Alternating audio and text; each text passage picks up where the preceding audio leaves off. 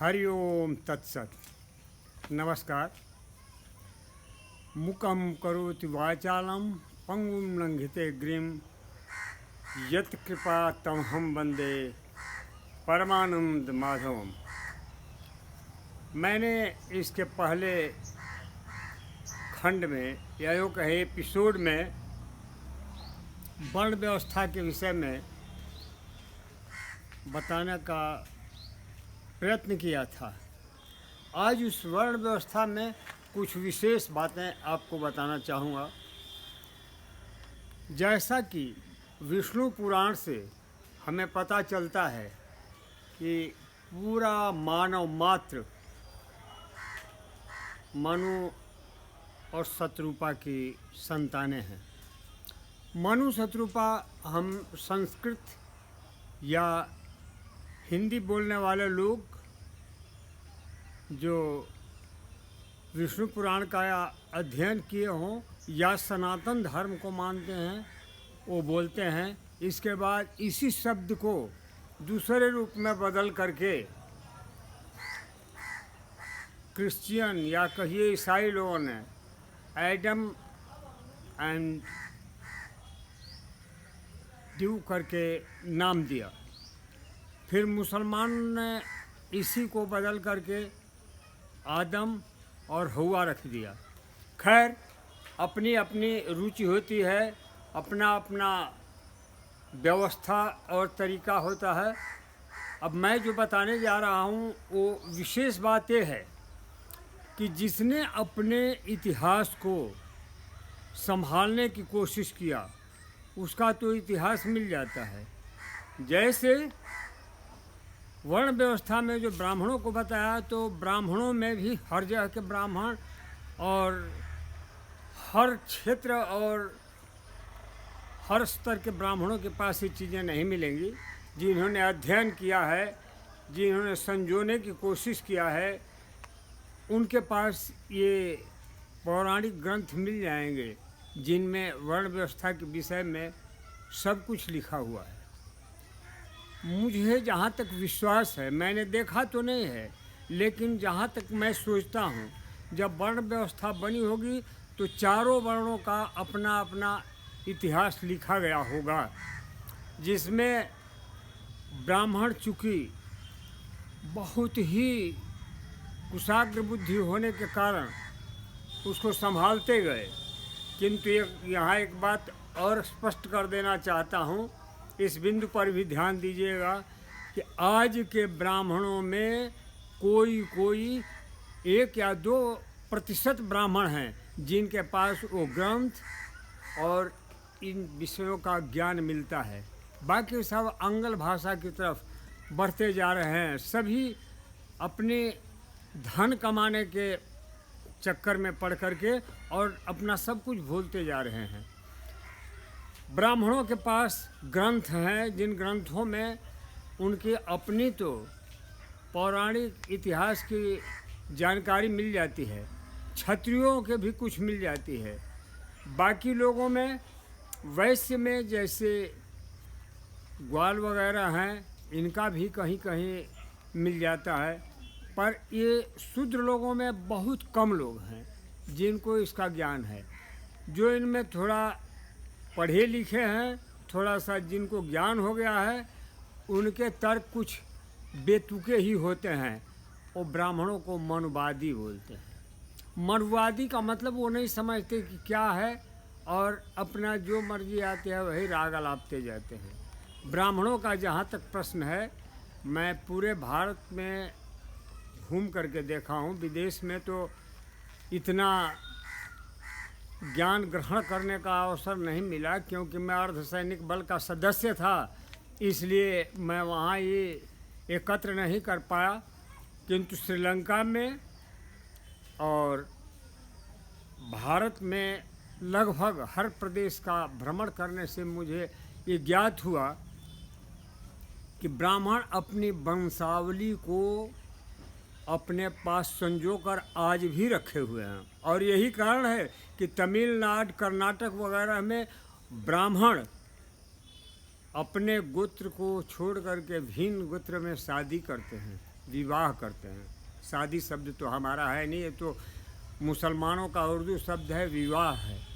विवाह करते हैं, वो सगोत्र विवाह नहीं किया जाता। ब्राह्मणों में ये हर जगह पाया जाता है ऐसा। किंतु दक्षिण भारत में मैंने देखा अपने बहन की लड़की से मामा भांजी में विवाह संपन्न कराया जाता है।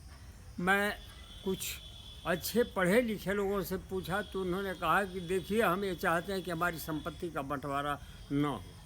खैर, अपने अपने पूर्वजों का इतिहास संजोने का जहाँ तक प्रश्न है, संजोग कर रखने वाले कुछ विद्वान यहाँ भी मिल जाएंगे।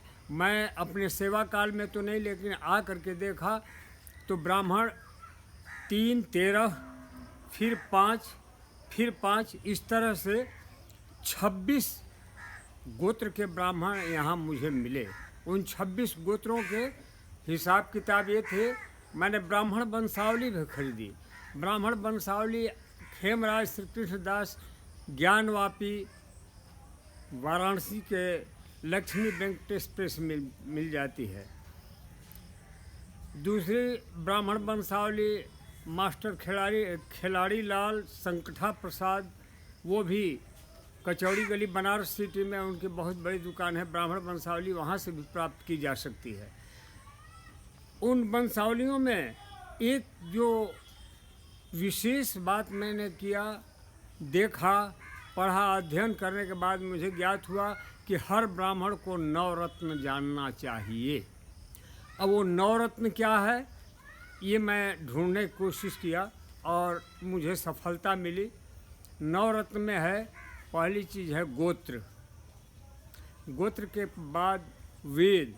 चारों वेद जो हैं अलग अलग गोत्र के लिए अलग अलग विभाजित किए गए हैं।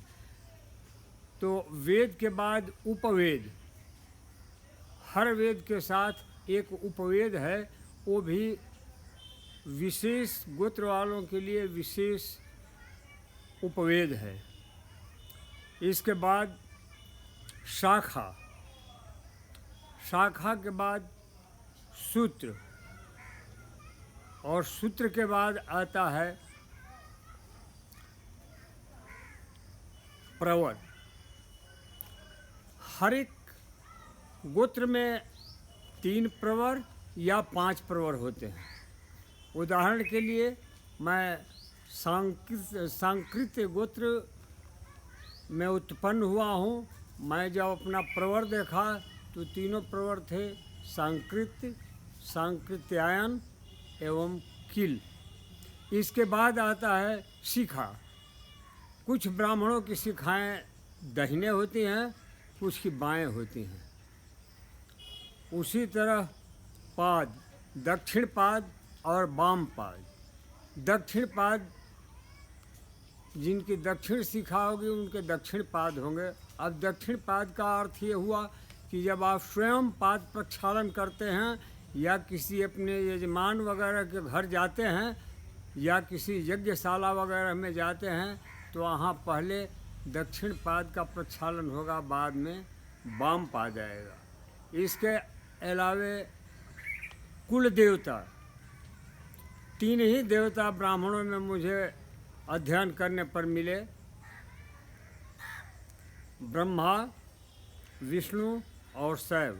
जैसे मैं सांकृत गोत्र उत्पन्न ब्राह्मण हूँ, मेरे देवता शिव हैं।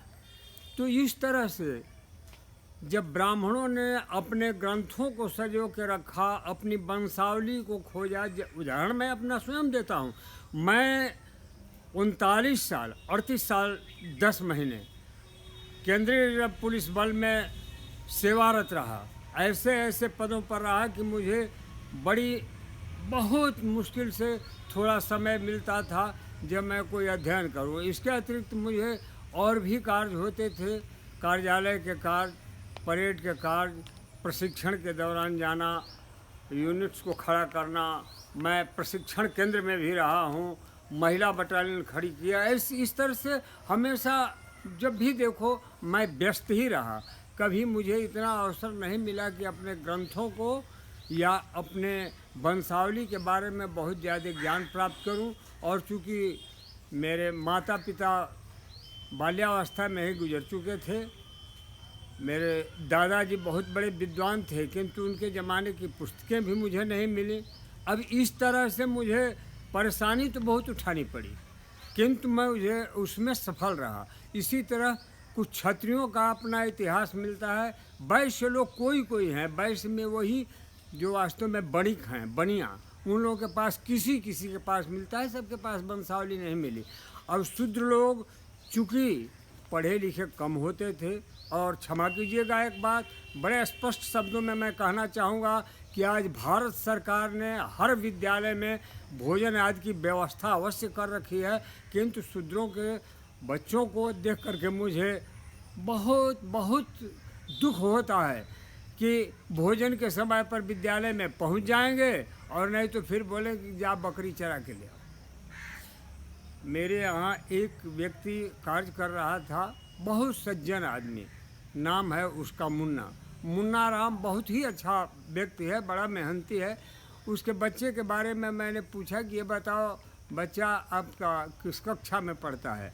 उसने कहा पंडित जी ऐसे तो तीसरी में पढ़ता है, लेकिन अब 2-3 बकरी रखा हूँ, बकरी चराने जाता है। मैं उसको बहुत समझाने की कोशिश किया। अब ये बताइए, जो स्वयं पढ़ा नहीं, जो बच्चों के ऊपर ध्यान नहीं देता है, वो अपनी वंशावली कहाँ से खोज पाएगा, कहाँ से उसको प्राप्त होगी वंशावली।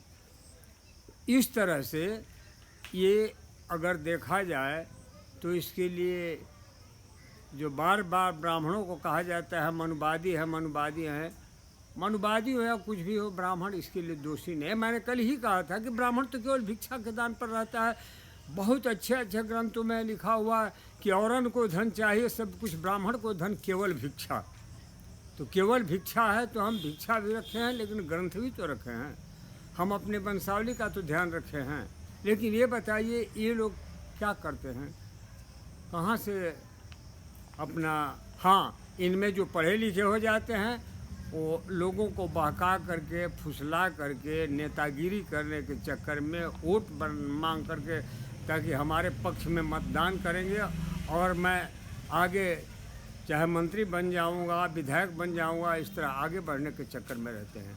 तो इस तरह से मैं ये सबको सलाह दूंगा, ये मेरी राय होगी, कृपया अपने वंशावली के बारे में ज्ञान प्राप्त करें, अपने को ऊपर उठाएं। और जहाँ तक रहा जाति पात वाली बात, तो मैं स्वयं ही जब बोलता हूँ कि अर्धसैनिक बल में था, हमारे यहाँ तो सारे के सारे एक ही जगह एक साथ बैठ करके भोजन करते थे, एक साथ परेड करते थे, एक साथ कार्यालय का कार्य करते थे, प्रशिक्षण एक साथ होता था। वहाँ जाति पात नहीं होती, वहाँ कौन सी वैमनस्यता है। एक बात मैं अभी कल परसों देखा हूँ, एक सज्जन ने कहा कि चूँकि मैं अनुसूचित जाति का हूँ, मुझे ये अनुसूचित जाति बोल करके इंगित किया गया। मैंने तो कभी अपने जीवन में न देखा है न सुना है। हमारे अधिकारी मुसलमान रहे हैं, हमारे उच्चाधिकारी हरिजन चर्मकार रहे हैं, हमारे उच्चाधिकारी ईसाई रहे हैं, किंतु हमारे यहाँ तो किसी ने कभी कोई ऐसी बात ही नहीं कही। मैं स्वयं भी उसमें था, मैं अधिकारी था, मेरे ऊपर वाले अधिकारी चर्मकार थे। तो क्या मैं अब कहूँ कि आप चर्मकार हैं, आप मुझसे दूर हट के रहिए। ये सब एक अपना स्वार्थ सिद्धि के लिए, कुर्सी के लिए, अन्य कारणों से आपस में लड़ाने का चक्कर चलता है। और एक बार मैं अंत में ये कहूँगा कि सभी हिंदू जरा इस पर विचार करें, ध्यान दें, एक मत हो। और जो हमारी लड़ाई दूसरे विधर्मियों के साथ जो आकर के यहाँ पर बैठ गए हैं, एक और उदाहरण मैं छोटा सा देना चाहता हूँ, जो मैं कल भी छोड़ दिया था। बिहार के पूर्व मुख्यमंत्री श्री लालू प्रसाद जी के बारे में मैं कहना चाहूँगा कि इतने विद्वान हैं, इतने बुद्धिमान हैं, इतने सोच समझ के कार्य करने वाले हैं कि इन्होंने बिहार की राज्य भाषा उर्दू घोषित कर दिया। और मुझे तरस तो आता है उन विधायकों पर जिन्होंने तालियां और टेबल बजा कर के समर्थन किया, जबकि बिहार में उर्दू कोई नहीं बोलता, कोई नहीं लिखता, कोई नहीं पढ़ता। बिहार में मैथिली भाषा बोली जाती है, मगधी बोली जाती है, मुख्य भोजपुरी बोली जाती है। इन सारी भाषाओं को दरकिनार करके और उन्होंने उर्दू भाषा को कर दिया। आज हम जाते हैं, जब कहीं न्यायालय में पहुंचते हैं, किसी ज़मीन वगैरह की लिखा पढ़ी करानी होती है, पंजीयन कराना होता है, उसमें लिखा जाता है अले हमन मुकीर। मैं समझ नहीं पाता, मैंने दो एक बार कहा भी कि ये सब आप लोग क्या लिखते हैं। तो वहाँ अधिवक्ता लोग, जो वकील लोग हैं, वो बोलते हैं कि हमारा इसमें क्या कसूर है, लिपि ज़रूर हमारी हिंदी है, किंतु हम ये शुरू से लिखते आए हैं, जब ये ऊपर से आदेश होगा तब न इसको बदली किया जाएगा। तो ये तो हमारे देश की परंपरा है, हमारे देश के नेताओं की चाल है। इसलिए मैं एक बार कहूँगा कि वर्ण व्यवस्था के झंझट झगड़े में न पड़ करके अपने सनातन धर्म के उत्थान, अपनी मातृभाषा का, अपनी मातृभूमि का ध्यान रख करके इसकी आप पूजा करें, इसको नमन करें और इसकी उन्नति की तरफ ध्यान दें। धन्यवाद।